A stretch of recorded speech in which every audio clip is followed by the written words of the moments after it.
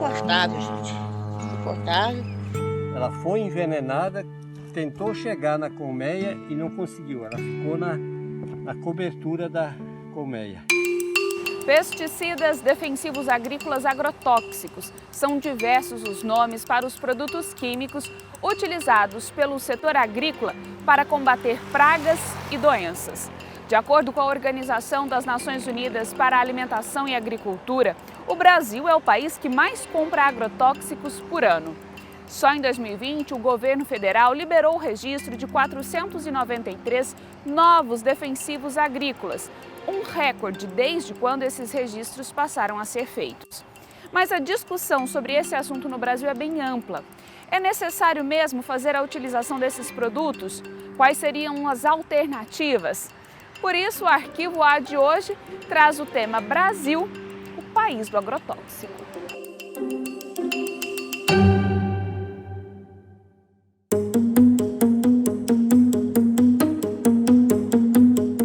Há poucos meses, os netos do seu Antônio escutaram o barulho de um avião próximo à sede do sítio, na região de Bela Vista de Goiás. Neste vídeo, gravado pela família, é possível ver o momento em que ele passa sobrevoando bem baixo. Aqui é uma região de pequenas propriedades, né, na qual eu me incluo nelas, né? A minha propriedade é pequena e a maioria dessas pequenas propriedades estão arrendando para soja, né? Hoje estão plantando soja. E como elas são muito próximas umas das outras, é muito a questão, e eles fazem o combate através de avião. Então, como é avião de uma propriedade para outra, aí acaba atingindo também as que não estão incluídas na produção, na plantação de soja, né? No qual eu me incluo, que eu não planto soja, né?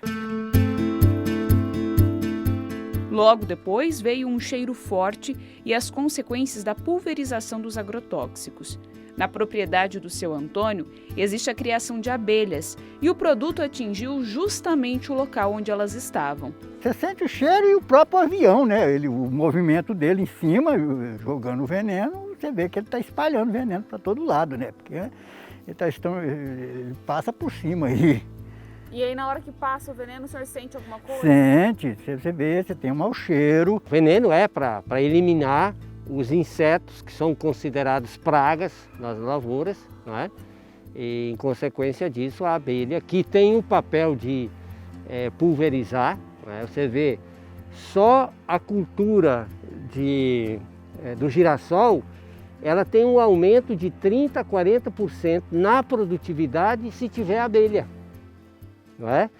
Então não é só um prejuízo que a gente poderia dizer, tivemos um prejuízo do mel, perdemos 3, 4, 5 toneladas de mel, mas a perda é na natureza. Uma abelha, ela visita em torno de 2.000 flores por dia. A gente viu que pulverizou em cima das pessoas, dos currais, pulverizou em cima de represas que tem produção de peixe, o pessoal que também produz lavoura orgânica aqui também em Bela Vista, porque Bela Vista, essa região aqui, é uma região que fornece muitos produtos, né, naturais para Goiânia.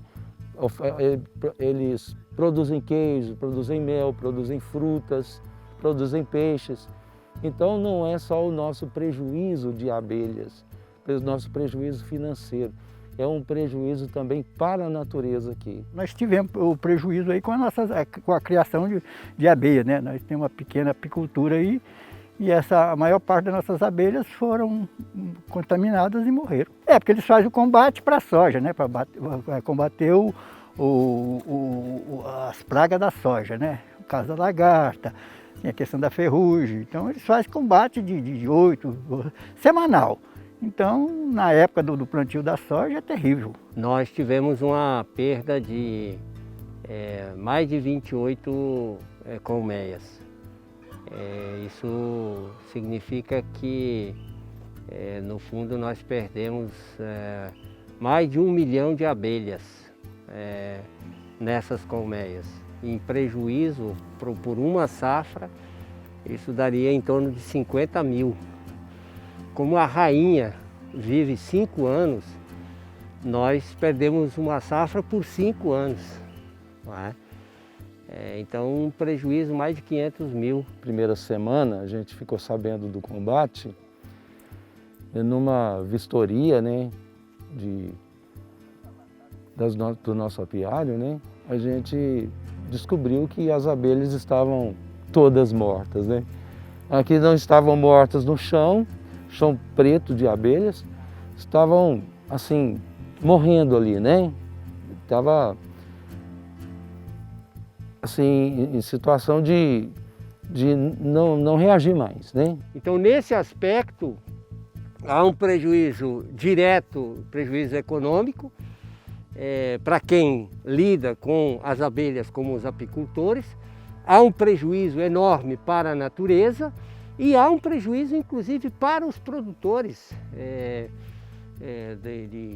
do próprio agronegócio, né? A gente foi atrás, né? No dia, a gente passou o dia aqui pesquisando onde é que estava esse avião, que ele ainda estava passando por aí, e descobrimos ali perto da região de Bela Vista, né? Chegando uns 2, 3 quilômetros lá, tem uma grande lavoura, e a gente viu que estava abastecendo o avião ali com o veneno.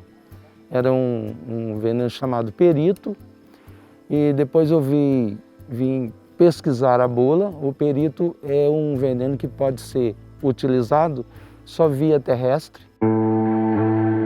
A família do seu Antônio passou a ter que conviver com esse cheiro forte, sem falar nas alterações ambientais que eles perceberam. A Comissão da Pastoral da Terra, que é ligada à Igreja Católica, atua na região tentando conscientizar e discutindo o assunto com a população. E o impacto do agrotóxico, ele afeta tanto a saúde das famílias diretamente, né, quanto a questão do ambiente. Né? Tanto que uma pesquisa feita há 2 anos atrás detectou traços de veneno em água consumida nas capitais. Porque os riachos que estão aqui na zona rural, eles vão desaguar nos rios que abastecem as grandes cidades.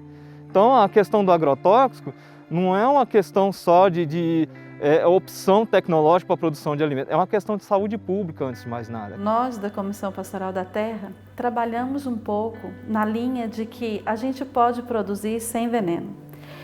A gente tem feito uma experiência muito interessante com os acampados, assentados, as comunidades tradicionais, onde a gente não utiliza o veneno, a experiência da agroecologia. E a gente tem utilizado os próprios insumos naturais para que a gente possa combater as diversas pragas. O trabalho da CPT nessa perspectiva é da gente acompanhar as comunidades e, ao mesmo tempo, fazer um trabalho de formação, de resgate desse saber, né, que não é a gente que está inventando, que é o processo agroecológico. Né, que, embora se diga que hoje não é possível mais produzir sem veneno, mas as experiências que nós temos hoje é de produção de milho, produção de arroz, produção de feijão, com uma produtividade igual ou até superior à produção que utiliza veneno. É com a formação, com o dia a dia e com a prática efetiva é que a gente consegue então planejar um trabalho e onde as próprias famílias vão fazendo a adesão pela agroecologia. Então aqueles que utilizam o veneno vai deixando de usar o agrotóxico, né? E a gente dá o nome de veneno porque os próprios trabalhadores trazem também esse nome, né? E aí a gente usa todos os insumos naturais. E aí a gente começa a fazer essa prática e vai dando muito certo, porque a gente vai equilibrando o meio ambiente. Mesmo a legislação determinando, né, uma série de regras, né, de distanciamento, né, da onde vai ser aplicado, das propriedades vizinhas, isso não tem sido respeitado. Né? E essa aprovação de diversos tipos de veneno, que inclusive muitos estão proibidos nos Estados Unidos, na Europa inteira, devido ao seu alto grau de letalidade, né, tanto para a saúde humana quanto para os insetos e animais em geral, né, e isso sinaliza um ambiente de terra sem lei aqui no Brasil. Então a legislação não está sendo respeitada, o direito à vida não está sendo respeitado. A gente não tem o poder e nem tem assim, condições de chegar nos grandes fazendeiros. Porque a lógica deles de vida e de busca é outra, é bem diferente da nossa, né? Então a gente trabalha com os pequenos, que estão aí ao entorno dos grandes. e percebe e recebe fortemente os impactos, né, na própria vida, tanto da saúde, tanto dos desequilíbrios hormonais, alto índice de câncer. É isso aí, ó. Nossa luta é diária e é isso aí, ó. Logo pela manhã. Estima-se que o Brasil utiliza mais de 1 bilhão de litros de agrotóxicos por ano. A explicação seria que o Brasil é o terceiro maior produtor de alimentos no mundo e, por causa das condições do solo e do clima tropical, seriam necessários os defensivos agrícolas. Dos mais de 500 produtos liberados no Brasil, 150 são proibidos na Europa. Mas o que impressiona de fato são os números de contaminações por pesticidas agrícolas nas últimas décadas. Só no ano passado foram 14 mil registros. Neste assentamento, com cerca de 200 famílias, praticamente todos tiveram casos de intoxicação, desde os mais jovens até os mais velhos. Aquele momento que as famílias estão preparando seu café da manhã, e aí se depara com aquele cheiro que incomoda. Aí a gente já sai para estar olhando o que é, logo é ver o Unipost, né, passando nas imediações, sem o latifundiário respeitar um distanciamento do acampamento, visando que tem crianças, idosos, né, visando vidas, né, e eles não preocupam com isso, planta muito próximo, vendo que tem várias barracas ali naquela localidade, e logo as famílias começam a sentir náuseas, dor de cabeça, mal-estar. O assentamento fica ao lado de uma lavoura bem extensa. A Leidmara tem um filho de 7 anos e da última vez que o agrotóxico foi pulverizado na área, a criança passou muito mal. Muito cansaço na respiração, né? E aí dor de cabeça. Tem relato também assim de idosos aqui que sentiu tontura e acabou que calambiou no meio do terreiro após ir tratar das criações.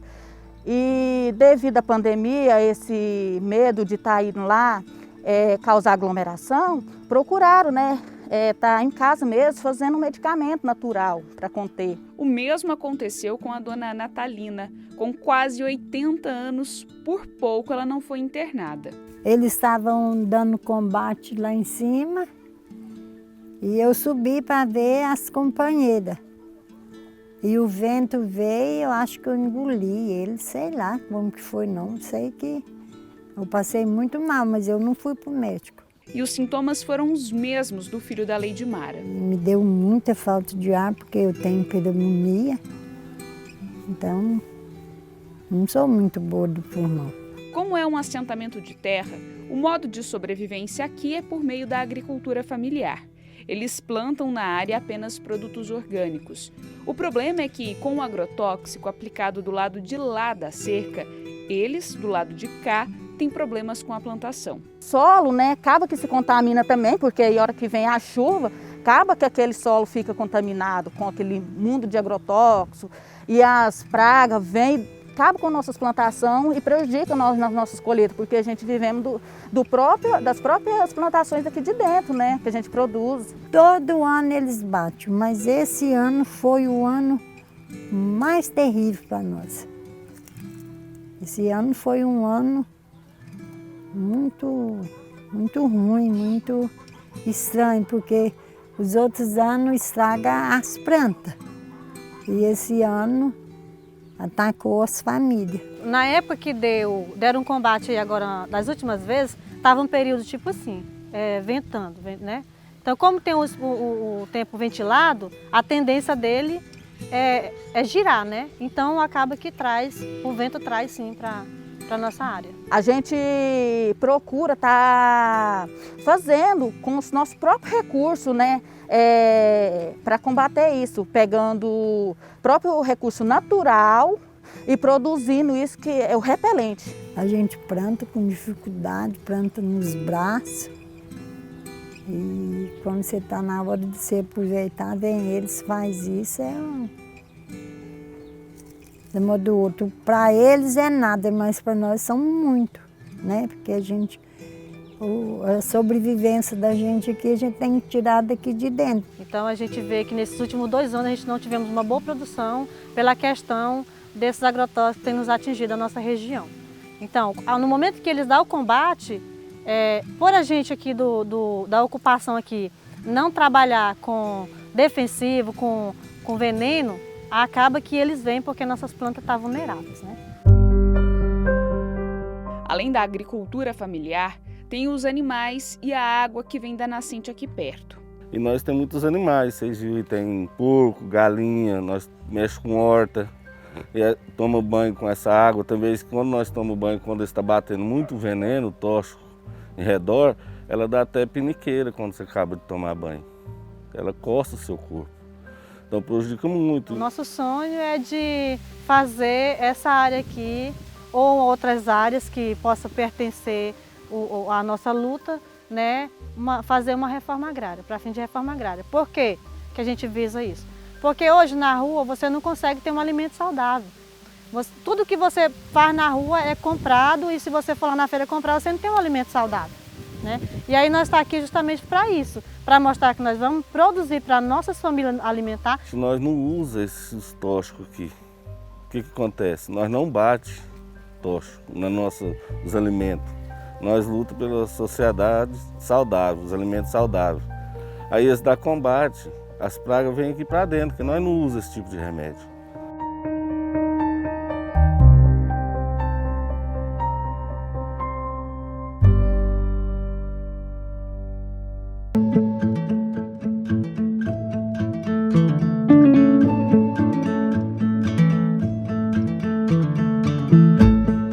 Soja, feijão, algodão, morango e tomate estão entre os cultivos que mais utilizam defensivos agrícolas. Muitos produtores acreditam que para o fruto ficar bonito, uniforme e sem manchas, é necessário utilizar algum tipo de pesticida agrícola. Mas experiências bem-sucedidas do cultivo de forma natural têm mostrado que é possível sim fazer a produção sem nenhum tipo de agrotóxico. Keis e a Sandra moram em Atibaia, no interior de São Paulo. A cidade é conhecida pela produção de flores e de morangos. Por isso, o casal investiu nesses dois cultivos. O morango é produzido de forma semi-hidropônica. Diferencial que aqui a gente não usa terra, aqui a gente usa um substrato que é fibra de coco, né? Nesse substrato não tem contaminação, então isso aqui é para evitar a doença de solo, né? Só que aqui não tem nutriente, os nutrientes vêm pela água. Esse sistema faz com que o casal tenha produção de morangos o ano todo e também evite as pragas. Mas se elas aparecerem, o Keis e a Sandra utilizam produtos naturais para o combate. É um sistema integrado de produção. Como aqui o ambiente está protegido, a incidência de pragas é menor do que no campo. Mas de vez em quando aparece alguma coisa. Então a gente consegue controlar tudo com produtos naturais. No cultivo do morango a gente usa, por exemplo, o controle biológico. Então existem ácaros predadores que eles predam os ácaros que são prejudiciais para a cultura do morango. Existem as joaninhas que comem os pulgões. Inseticidas naturais à base de óleo de nim também. Existem fungos que também acabam eliminando os ácaros da cultura. Então a gente tenta fazer ao máximo a utilização dos produtos naturais. As pessoas confundem muito, né? Elas falam, então esse produto é orgânico.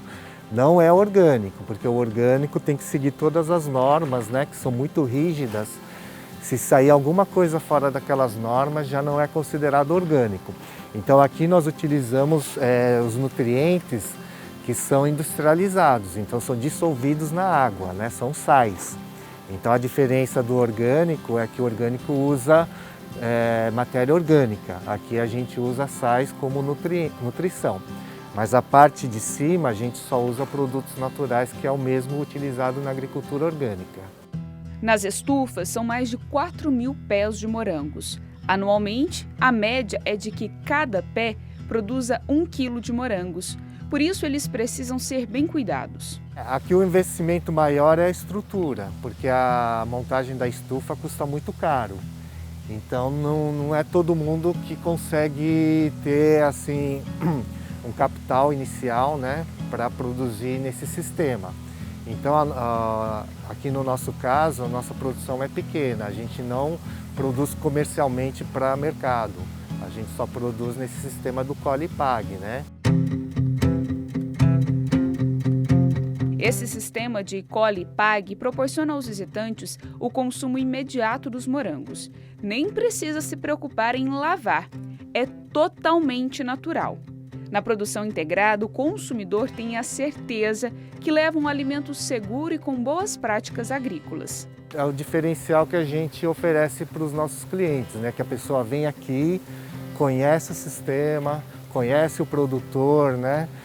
E eu explico exatamente da forma que a gente produz, então a pessoa sente segurança, né, de estar consumindo, porque aqui a pessoa pode até consumir sem lavar, que não tem problema nenhum, né? Como a produção é feita de forma integrada, as abelhas são bem-vindas nas estufas. Elas são as responsáveis para que os frutos tenham qualidade e beleza. A abelha ajuda bastante. Quando você vê um fruto no formato perfeito, pode ter certeza que teve o trabalho da abelha envolvido. Porque a polinização ocorre naturalmente, por exemplo, hoje está um dia que está ventando bastante. Essa movimentação das flores acaba polinizando. A gente, ao manusear, tirar uma folha, a gente também poliniza. Mas às vezes a polinização que não é feita pela abelha, ela é imperfeita. Aqui o nosso sistema a gente chama de sistema integrado. Então nós temos a certificação, então a gente recebe treinamento, orientação, né, de boas práticas de cultivo. Então aqui a gente só utiliza algum agroquímico se houver necessidade. Mas aqui, como a gente tem todos esses cuidados, esse sistema, é muito pouco a incidência de praga e doença. Mas se porventura ocorrer uma infestação muito alta de pragas, a gente pode utilizar, nós temos autorização para utilizar um químico só para em casos extremos. Na estufa de produção de orquídeas, a regra é a mesma, tudo natural. Os fungos são combatidos aqui com óleo que vem de uma planta. Aqui nós usamos muito o óleo de nim. O óleo de nim o nim é uma planta indiana que tem propriedades inseticidas. Então a gente faz uma solução com 1 a 2 ml do óleo de nim e a gente usa tanto como preventivo, pulverizando nas plantas, como também para limpeza. É com o óleo de nim que os fungos são eliminados, totalmente sem utilização de produtos químicos. Porque o nim não é um inseticida que mata o inseto na hora. Ele vai trabalhar na fisiologia do inseto. Então o inseto ele para de se alimentar, para de se reproduzir, com isso a população vai diminuindo.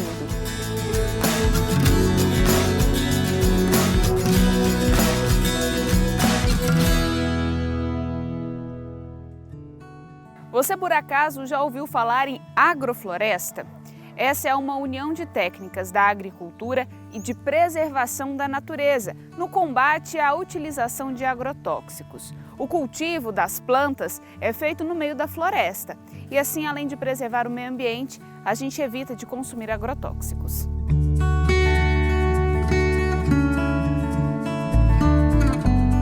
A agrofloresta é a gente imitar a natureza para produzir comida. Então ela não é floresta porque ela produz comida. E ela não é só agro porque é uma forma de produzir comida em uma floresta, em um ambiente florestal. A agroecologia é um contraponto, né? Um contraponto a um modelo de agricultura que se consolidou com o nome de agrotóxico já há algumas décadas, né? E que tem sido construído de uma forma insustentável. Então a gente tem um modelo de produção consolidado e hegemônico no Brasil e globalmente já há pelo menos 2, 3 décadas e que não tem, ele tem produzido em grande quantidade de grãos, tem produzido commodities, que a gente tenta diferenciar muito a ideia das commodities do que é alimento, porque as commodities são produzidas muito mais no sentido de negociação em bolsa de valores. As plantas ficam doentes por algum estresse ambiental que elas estão sofrendo. Esse estresse pode muito bem ser excesso de sol, solo pobre, pode ser falta de biodiversidade no local, por exemplo. Então, se você quer parar de usar veneno, você precisa primeiro dar saúde e equilíbrio para as plantas. Porque se você só tirar o veneno, você vai estar com plantas doentes sem curá-las de fato. Então, aqui a gente procura fazer um ambiente onde as plantas, uma ajude a outra, e mais a matéria orgânica, a vida do solo, criem esse ambiente de saúde e prosperidade no plantio. Então a agroecologia ela propõe uma agricultura que supera esse modelo, baseado no agronegócio, que tenta gradativamente eliminar o uso de agrotóxicos, buscando bioinsumos ou insumos mais sustentáveis, que tem como base a agricultura familiar, camponesa, ou seja, tem uma perspectiva social também muito forte, e que tem vários outros elementos que, no nosso entendimento, são essenciais para a construção e produção de alimentos saudáveis, mas construção de uma agricultura de uma sociedade mais sustentável. A gente está tentando, resumindo tudo que a gente está trabalhando aqui todo dia, é para criar muita vida no solo. Qualquer produto que você usar, mesmo uma água com sabão, ela vai matar a vida, vai jogar para trás o serviço que a gente estava fazendo aí nos últimos 5 anos. Então a gente tem que achar um jeito de que as plantas fiquem saudáveis sem usar nenhum artifício que não seja natural da floresta. A agroecologia foi o modelo encontrado pelo CSA em Atibaia, que é a comunidade que sustenta a agricultura. Esse é um modelo socioeconômico alternativo que aproxima o produtor rural do consumidor e também busca boas práticas na agricultura. Toda semana a gente vai montar um canteiro para cada consórcio desses. Por exemplo, a gente vai estar sempre colhendo. Então hoje a gente colheu couve ali, ainda tinha couve para colher, mas a couve dali estava sofrendo um estresse ambiental porque as companheiras delas de consórcio já tinham sido colhidas e o sol está ficando muito quente para aquele lado da horta. Então a gente tira o que sobrou da cultura anterior, revolve a terra, cobre ela com bastante matéria orgânica e planta um consórcio de plantas. Antes da colheita, na verdade, a pessoa já escolheu, através de um site, a sua cesta, né? Então, quando hoje, que é o dia de colheita, eles fazem essa colheita, amanhã cada pessoa vem aqui com a lista do que escolheu e aí ele vai pegar a sua cesta. Além da variedade de produtos, o consumidor tem a certeza de estar adquirindo alimentos de qualidade. Com a prática da agrofloresta, a natureza recebe um manejo agroecológico que impacta diretamente a sustentabilidade ambiental da região. Quando a pessoa entra na CSA e entende realmente o modelo, dificilmente ela sai, sabe? Principalmente hoje que a nossa cesta tem uma variedade boa para a pessoa escolher, né? Quando a pessoa começa a comer o alimento, ela sente uma diferença muito grande no sabor, na saúde. Uma agrofloresta, começando de uma área de pasto, ela parte para o que se chama placenta, que são as hortaliças, essas plantas rápidas, de ciclo rápido, e ela vai terminar com uma floresta. Então, na realidade, você vai passar por um longo período em que a sua área vai ser um grande pomar, uma grande produção de frutos. A pessoa paga mensalmente, adiantado, e a gente tem alguns tamanhos de cesta, né? E as cestas são semanais. A combinação de espécies frutíferas ou madeireiras com o cultivo agrícola proporciona a diversidade na cesta de cada pessoa que participa desse modelo de agricultura. Esta também é uma forma de aceitar que o que é cultivado precisa respeitar o tempo de cada alimento e a sua época no ano. É uma mudança de mentalidade e quando a gente está fazendo na prática, a gente entende que não é à toa que é difícil mudar essa realidade do agricultor, principalmente do pequeno e tudo, né? Por quê? Porque exige um conhecimento, você não parte de um pacote tecnológico assim, olha, então essa receita de bolo, né? Faz isso tal dia outro. Você tem que tomar muitas decisões, você tem que ter um conhecimento, tem que se dedicar a estudar o assunto. É bem diferente. Tanto o próprio plantio, né, dos alimentos é bem diferente, mas o resultado final é muito diferente, assim, só de você olhar para o alimento e na hora que você come, você sente um sabor bem diferente, assim, é muito mais rico, né, o sabor, é muito mais gostoso.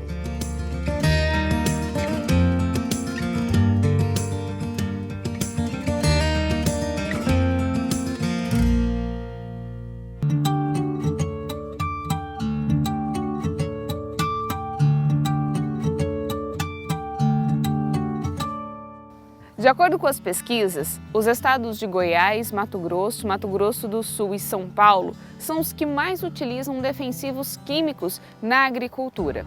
Mas com o passar das décadas, o incentivo a novas práticas e até mesmo a negação por parte da população para o consumo de alimentos com produtos químicos, os bioinsumos têm ganhado espaço na agricultura. É uma nova aposta para o meio ambiente, para a economia e para a saúde. Hoje, vivenciando todo um movimento no sentido de buscarmos a inclusão de novas tecnologias que não sejam apenas as moléculas sintéticas, né, os agroquímicos ou agrotóxicos, que a gente busque também alternativas de base biológica, que podem complementar aqueles produtos sintéticos na hora de a gente conseguir conduzir bem as nossas lavouras, os nossos cultivos, de maneira a termos menos problemas com pragas e doenças. Os bioinsumos têm a capacidade de aumentar a produtividade e reduzir os impactos ambientais. É por isso que os bioinsumos são uma aposta para o futuro. Quando eu utilizava aqueles agrotóxicos mais antigos, eles eram mais agressivos e eles não só eliminavam as pragas que a gente queria eliminar, como também os inimigos naturais. Então trazia problemas do ponto de vista ambiental. Quando não eram manipulados de forma adequada, também problemas para a saúde. Então, e agora nós estamos falando de moléculas mais novas, que são muito mais seletivas, menos tóxicas e seletivas para alvos específicos. Eu tenho uma praga que eu preciso manejar. Então vamos trabalhar com moléculas que sejam específicas. E vamos combinar com produtos de base biológica. Essas moléculas podem atuar no controle de pragas e de doenças, como também na fertilidade do solo, como promotores de crescimento por meio da fixação biológica de nitrogênio. Os bioinsumos são de origem biológica e não química, como os agrotóxicos.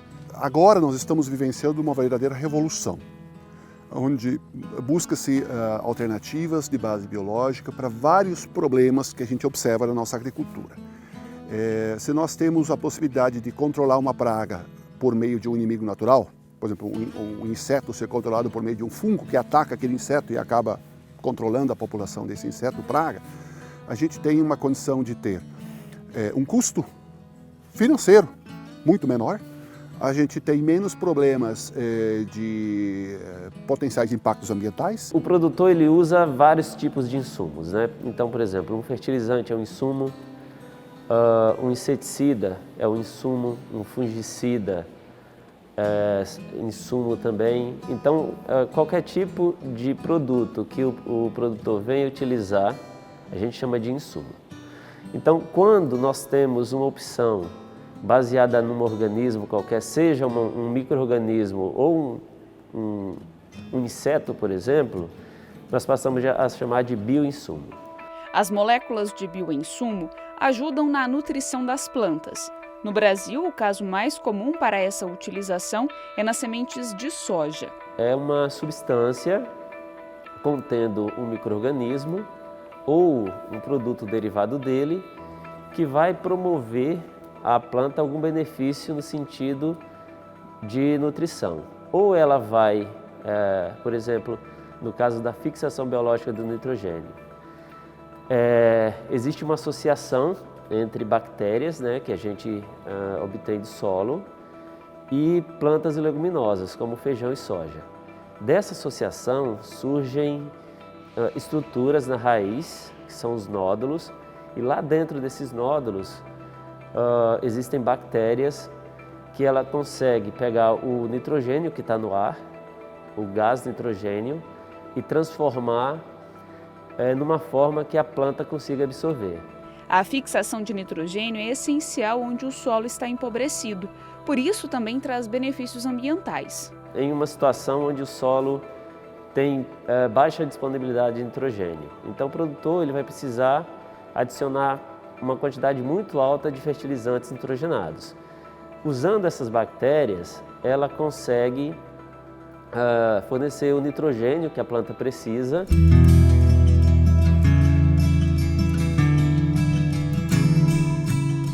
O manejo integrado de pragas é o uso de várias técnicas de controle de pragas em um determinado tipo de cultivo. Para reduzir o impacto que essa praga pode causar na soja, arroz, feijão e outras culturas, temos o controle biológico. Que é a utilização de organismos para reduzir, né, ou mitigar o problema com pragas.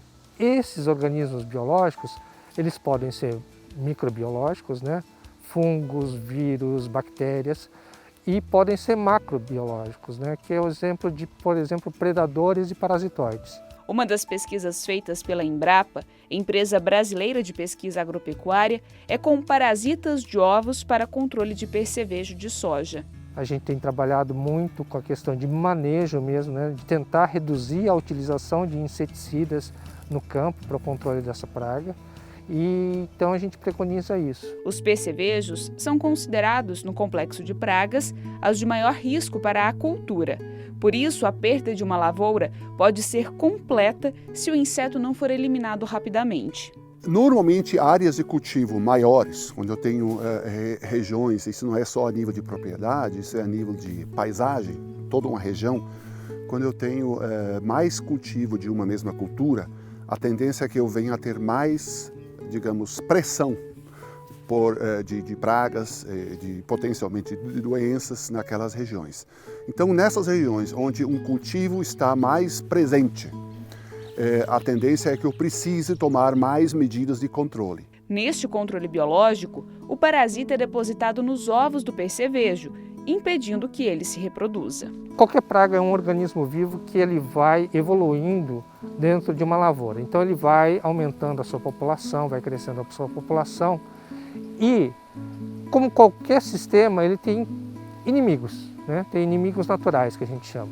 Então, uma lagarta, um percevejo que está comendo a sua lavoura, ela é naturalmente atacada por alguns inimigos naturais, seja uma doença, né, seja um predador, seja um parasitoide, que eles tentam regular essa população. Então eles tentam reduzir a população de pragas, né, para manter eles dentro de um equilíbrio. Quando esse controle é feito de maneira natural, os riscos de impacto para outros insetos é bem menor de quando é feito por forma química, com pesticidas.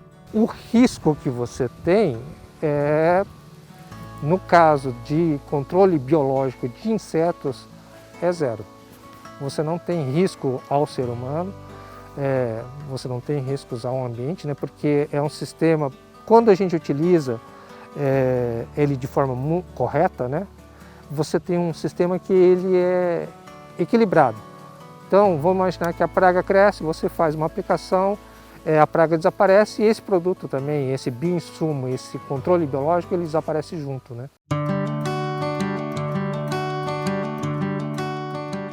Apesar de os defensivos agrícolas serem a forma mais popular de combater as diferentes pragas que podem atingir uma produção agrícola, existem as alternativas biológicas. É um assunto que ainda divide as opiniões de especialistas. Então, o nosso entendimento coletivo como pesquisadores é de que os agrotóxicos eles contaminam tudo. Então, quando a gente pensa o processo produtivo da agricultura, esses venenos, esses agrotóxicos, eles contaminam desde aquelas pessoas que estão nos processos produtivos desses produtos, que muitas vezes são invisibilizados, né? A gente pensa muito no agricultor que utiliza, mas esquece desses trabalhadores que estão no processo produtivo. Esses agrotóxicos contaminam as pessoas que trabalham nas revendedoras de agrotóxicos. Na agricultura, a gente utiliza agrotóxicos como na maioria dos países onde a agricultura existe. Eles vêm sendo utilizados há algumas décadas. E o Brasil tem uma área de cultivo bastante expressiva. Nós estamos falando aí de mais de 60 milhões de hectares onde a agricultura é praticada. Então, se nós dividirmos essa quantidade que é utilizada na agricultura como um todo pelo tamanho da área plantada, nós estamos longe de sermos o maior utilizador de agrotóxicos. As pesquisas que existem e os dados que existem, eles são dados produzidos por professores independentes nas universidades. E o próprio Estado ele não tem esse controle, né? A gente não sabe exatamente o que a gente consome. Eu estou falando só dos agrotóxicos que entram legalmente no Brasil, né? A gente tem uma estimativa de que mais de 20% a mais de agrotóxicos entram ilegalmente, né? Então a gente não tem ideia de como que isso de fato acontece, né? Então todos os dados que a gente apresenta dos impactos ainda são subestimados.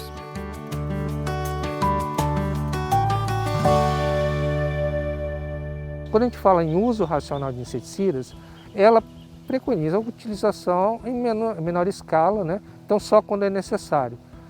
Então, como é que a gente faria isso? Através de monitoramento, a gente verifica o problema, né? Se o problema está ou tem a possibilidade de causar um dano econômico na sua lavoura e, consequentemente, a gente intervém, utilizando daí o inseticida só no momento exato, na dose exata. Consequentemente, você tem um menor uso de inseticidas, né? A gente tem, a princípio, um grande lobby, como tem em outras partes do mundo, da indústria de agrotóxicos, né?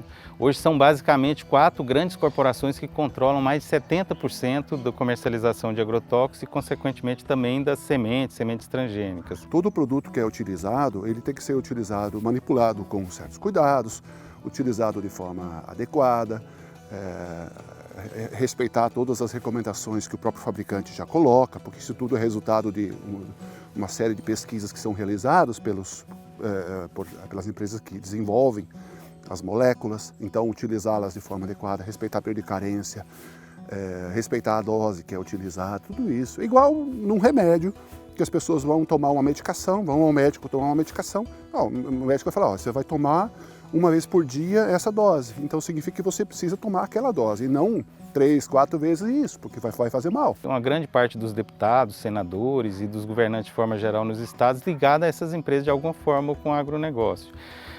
E o Estado, de forma geral, também comprou essa ideia de que só é possível produzir com os agrotóxicos, então a gente tem um Estado que incentiva intensamente o uso de agrotóxicos e esse tipo de agricultura, né? Agora, o problema nem é esse, o problema é que os instrumentos de controle e de regulação que são extremamente limitados, né? A gente não tem, e o fato de apoiar cegamente o uso de agrotóxicos faz com que a gente não fortaleça esses instrumentos de regulação dos agrotóxicos. O risco para a utilização de produtos de base biológica surge na produção on-farm, que é quando o produtor faz à sua maneira o insumo. A preocupação que a gente tem é quando o produtor faz a produção própria, se ele consegue assegurar o controle de qualidade daquela multiplicação que ele está fazendo, de forma a, primeiro, assegurar a concentração necessária daquele fungo, daquela bactéria que ele gostaria de ter. Além disso, a qualidade sanitária do local onde é produzido também precisa ser verificada. Segundo problema é ele conseguir assegurar que não haja nenhuma outra bactéria ou fungo presente que pode ser prejudicial. Os preços desses fertilizantes eles estão atrelados ao dólar. Então, quando chega no Brasil, o custo, lógico, esse aumento no custo de produção vai direto para o bolso do consumidor. Quando a gente usa essas bactérias, né, que são capazes de fixar o nitrogênio, você elimina esse custo de produção. Uma preocupação que nós temos no caso dos bioinsumos, por exemplo, para controle biológico, quando esses bioinsumos têm que ser produzidos em uma quantidade, né, para poderem ser utilizados na agricultura, e em geral elas não têm, tem empresas que podem também produzir, digamos, massificar esse bioinsumo e colocar à disposição dos produtores, como em muitos casos também, os próprios produtores querem fazer a produção própria desses bioinsumos, né?